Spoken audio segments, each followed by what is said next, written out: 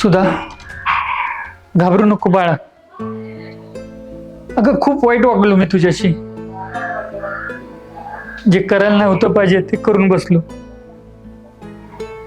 खर तर माफी मागायच्याही लायकीचा नाहीये मी.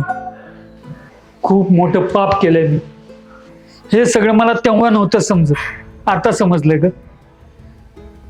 ज्यावेळेस ज्यावेळेस माझी मुलगी मोठी झाली, वयात आली आणि तिच्याकडे लोक वाईट नजरेने पाहायला लागले, तर तळपायाच्या आत मस्तकाला जायची. त्यावेळेस कळालं मला की मी तुझ्याबरोबर कसं वागलो. तुला त्याचं काय वाटलं असेल. आठवलं तरी ना मन असं, मानलेली असली तरी तू माझी भाचीच आहेस. तुझ्याबरोबर मी जे केलं ते माझ्या मुलीबरोबर होऊ नये, या पश्चातापाने तुला माफी मागायला आलोय ग.